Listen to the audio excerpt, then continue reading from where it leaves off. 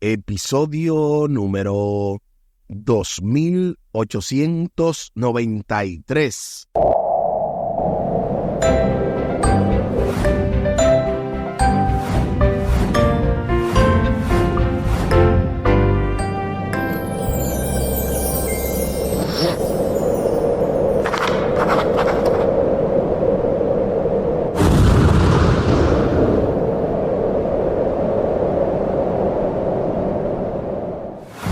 Saludos y bendiciones. Esto es Estudio Sistemático de la Biblia. Por la gracia de Dios y solo por la gracia de Dios, estamos alcanzando ya este miércoles 28 de agosto.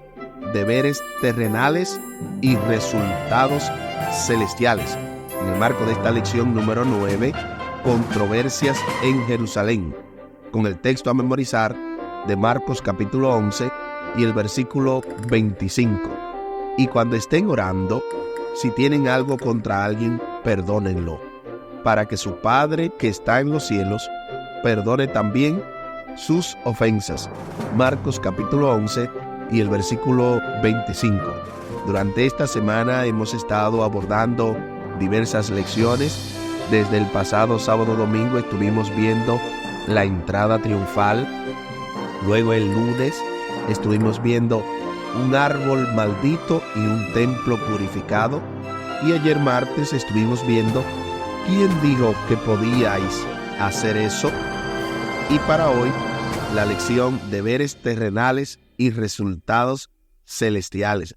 Tal y como hemos mencionado que por la gracia de Dios y solo por la gracia de Dios es que estamos pudiendo hacer este estudio, porque si escuchan, estoy un poco afónico. Vine recientemente desde Colombia.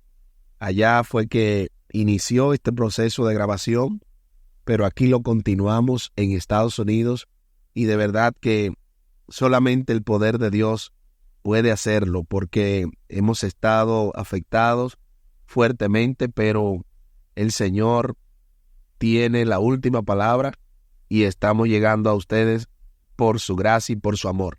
Al final del programa estaremos compartiendo la vía de contacto de este ministerio Audios de Bendición con Omar Medina. Les invito para que hablemos con nuestro Dios en oración. Buen Dios y eterno Padre, gracias te damos por la oportunidad de estudiar tu palabra. Bendícenos, dirígenos, acompáñanos, oh Dios, para que seas tú el maestro y cada uno de nosotros los alumnos. Favores que te pedimos y te agradecemos, junto con el perdón de nuestros pecados, en el nombre de Jesús. Amén. Amén. Deberes terrenales y resultados celestiales. De inmediato se nos invita a leer Marcos capítulo 12, los versículos del 13 al 27, Marcos 12 del 13 al 27, para responder a la pregunta: ¿qué está ocurriendo aquí y qué verdades enseña Jesús? Acompáñame a la lectura de la santa palabra de Dios. Marcos capítulo 12 y el versículo del 13 al 27. Y le enviaron algunos de los fariseos y de los herodianos para que le sorprendiesen en alguna palabra.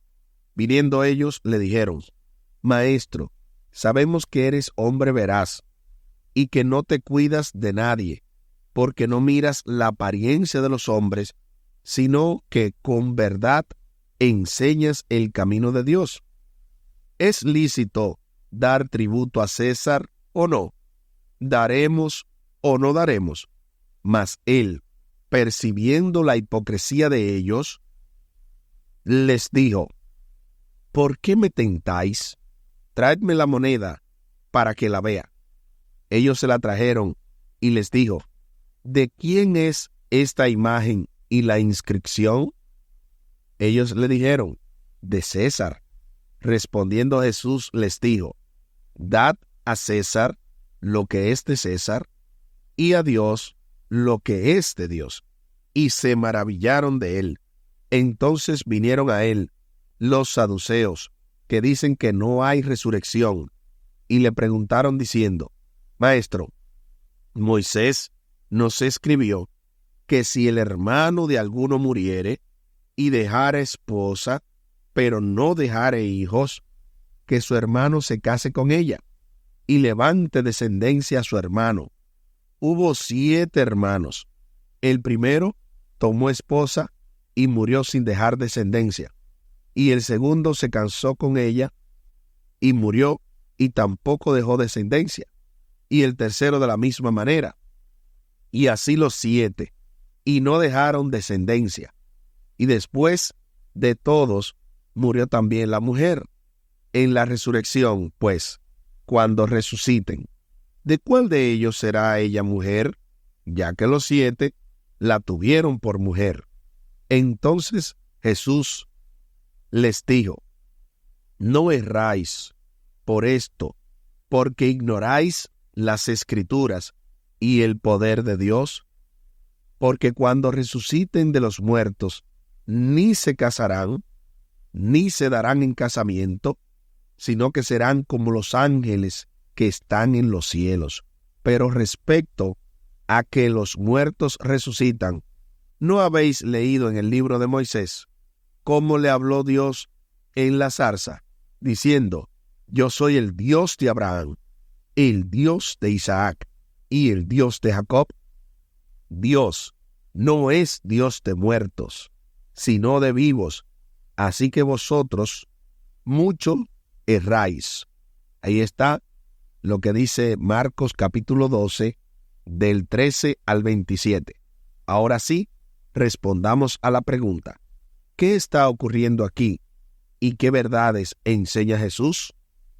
Lo primero que vemos es que están buscando entrampar a Jesús con cosas terrenales cuando él habla de los temas celestiales. El primer tema se lo traen los fariseos y los herodianos y le lanzan, como quien dice, la cáscara para que se resbale en cuanto al tributo al César, a lo que él le dice: dad al César lo que es del César y a Dios lo que es de Dios. ¿Qué significa esto? Dar al César lo que es del César es que si hay un deber que cumplir como ciudadanos de algún país, siempre que no vaya en contra de los principios divinos, necesitamos obedecer esa ley, respetar esa ley, cumplir ese tributo si es necesario. Pero el siguiente grupo es, en este caso, los saduceos. Ellos le traen a Jesús la ley del levirato con respecto a qué va a pasar en la resurrección. Entiéndase que la ley del levirato, según lo define en una página aquí que vi de internet, no recuerdo exactamente cuál es el nombre de la página. Bueno, salió ahí en Google. Dice que el levirato viene del latín levir, hermano del marido. Es literalmente el matrimonio con el cuñado, más concretamente con el hermano del marido. Con dicho término se denomina a la costumbre o ley que contempla el matrimonio entre una viuda cuyo marido ha muerto sin tener descendencia y un hermano de ese hombre. Ellos le presentaron a Jesús un caso totalmente falso.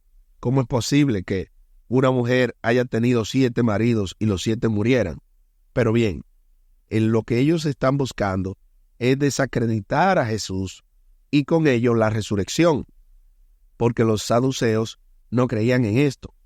A lo que Jesús le responde que seremos como ángeles, que no habrá casamiento en el cielo. Por lo tanto, él le dijo: ustedes están erráticos, están equivocándose demasiado con respecto a esto celestial, entendiéndola en un nivel terrenal. Eso es lo que en teología se le llamaría anacronismo. Aplicar un pensamiento del siglo XXI y terrenal a un pensamiento de otro tiempo y celestial. Los líderes religiosos estaban tratando de sorprender a Jesús en algo que pudieran usar para condenarlo ante el gobernador romano o ante el pueblo. En el caso de esta controversia, la cuestión giraba en torno al pago de impuestos. En esa época y lugar, negarse a pagar los impuestos podía ser interpretado como un acto de rebelión contra el gobierno romano, un delito muy grave.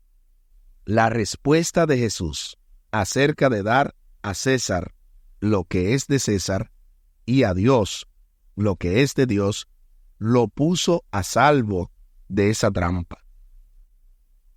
Pero también significó una profunda lección sobre la responsabilidad del creyente hacia el gobierno, lo mismo que mencionaba.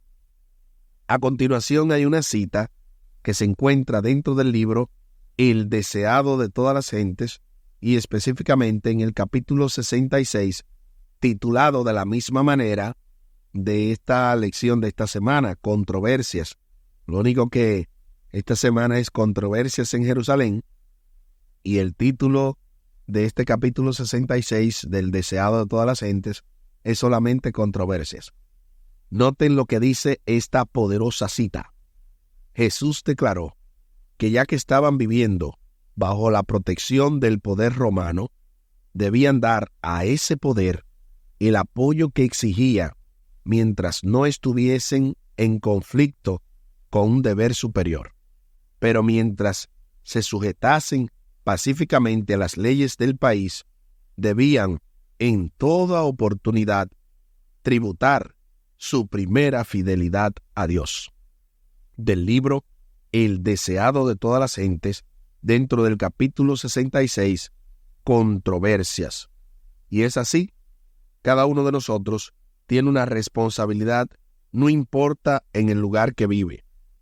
En este caso, cuando estuve en Colombia, vi algo muy jocoso, muy interesante, y es que ellos tienen una restricción, específicamente en Bogotá, que es la capital, que solamente pueden salir los que tengan el pico y placa de ese día. Es decir, cada tablilla tiene al final un número par o impar.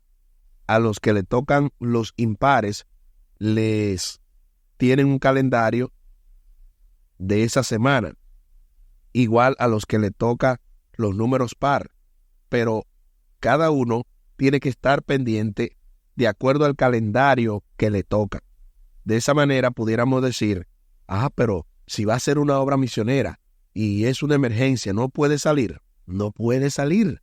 ¿Por qué? Porque hay una ley que le impide eso. Ante una situación como esa, no es que la persona se le va a dejar morir, pero sí tendrá que usar otro vehículo que no sea el que esté restringido ese día. Por lo tanto, asimismo, tenemos una idea de que hay que dar al César lo que es del César y a Dios lo que es de Dios. Como tuvimos una campaña, no todos los días nos buscaba la misma persona. De esa manera, cumplimos con el Estado porque no salía el día que no tenía que salir, pero en ese caso siempre hubo predicación. Eso es solamente una idea para que ustedes vean cómo se aplica esto de dar al César lo que es del César y a Dios lo que es de Dios. Lo que viene luego es una pregunta acerca de la resurrección de los muertos. Los saduceos eran un grupo sacerdotal que aceptaba solamente los 5 libros de Moisés como escritura. No creían en la resurrección de los muertos. El escenario que presentaron a Jesús fue probablemente hipotético y tenía que ver con 7 hermanos y una mujer.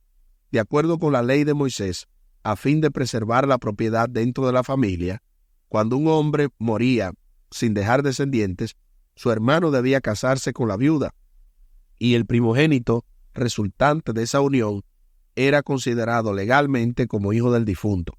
Esto lo dice Deuteronomio capítulo 25, del 5 al 10. Procurando desacreditar la doctrina de la resurrección, los saduceos proponen aquí un dilema moral: ¿de cuál de los hermanos será esposa la mujer cuando ocurra la resurrección? Jesús contrasta el argumento de ellos en 2 pasos, haciendo referencia a las Escrituras y al poder de Dios. Primero describe el poder de Dios en la resurrección, e indica que la institución del matrimonio ya no existirá en el cielo.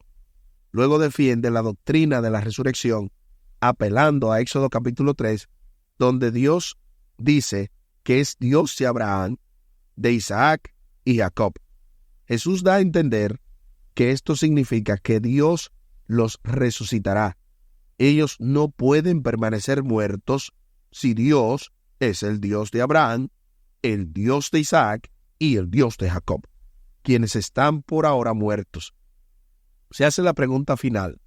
Si alguien te preguntara si conoces el poder de Dios, ¿qué le responderías y por qué?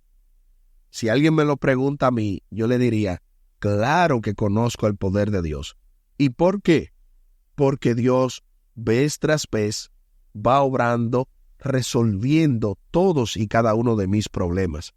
Si yo tengo una enfermedad, le oro a Dios y Él me sana. Si yo tengo un problema económico, le pido a Él y Él me suple. Si tengo un problema de índole familiar, le pido a Dios que intervenga y que resuelva el problema con mi familia. Pero si yo me muero, aún la muerte, Jesús me dice que el que cree en mí, aunque esté muerto, vivirá.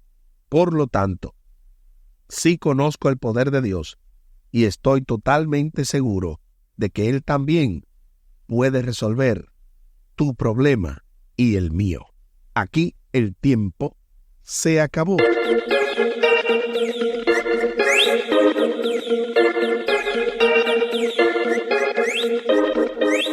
¿Qué hemos aprendido en el día de hoy?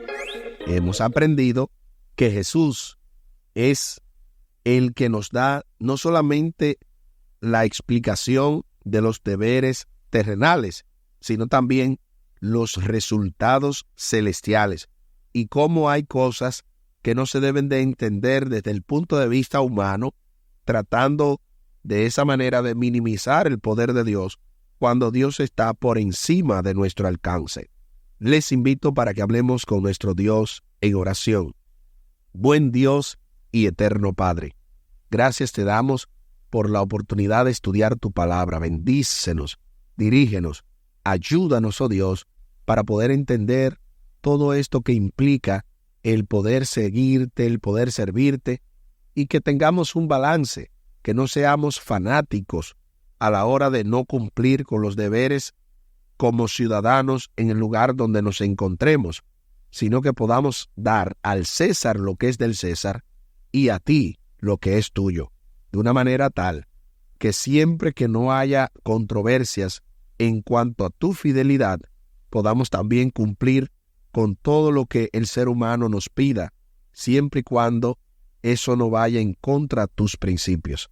Favores que te pedimos y te agradecemos por los méritos sagrados de Cristo Jesús. Amén. Amén.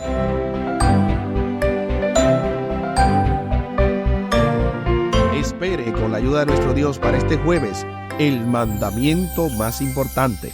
Y esto se va poniendo más interesante en el marco de esta lección número 9, Controversias en Jerusalén, con el texto a memorizar de Marcos capítulo 11 y el versículo 25. Y cuando estén orando, si tienen algo contra alguien, perdónenlo, para que su Padre que está en los cielos perdone también sus ofensas. Marcos capítulo 11 y el versículo 25.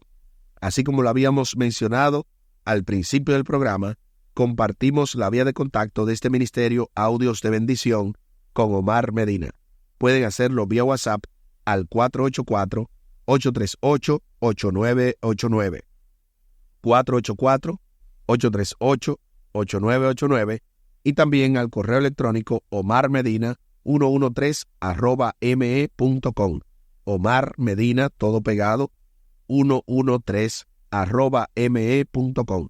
Recuerden que estamos también detrás del proyecto de los 200 donantes o la meta de los $4,000 mensuales. Si logramos esto, automáticamente no solamente vamos a poder hacer esta lección, que la estamos haciendo voluntariamente, aproximadamente ya 10 años, en el caso de Omar, todos esos años, pero en el caso de su servidor, en los últimos 2 años, Pero también no solamente vamos a hacer esto, sino a producir contenido, producir los audiolibros como el que se produjo del deseado de todas las gentes, El Camino a Cristo, El Conflicto de los Siglos, que se empezó, pero estamos en ese paso, y otros libros más que son de mucha utilidad y de mucha importancia para toda la fe cristiana en general, porque no solamente se benefician los hermanos adventistas, sino también los hermanos evangélicos, pentecostales, testigos de Jehová, católicos y de cualquier otra denominación cristiana. Muchísimas gracias por la fina gentileza de la atención dispensada. Estuvo con ustedes Tomás Polanco. Un día más para la esperanza, un día menos para el dolor. Que Dios les bendiga. Ánimo contra el miedo. Hay amor y paz en Cristo Jesús.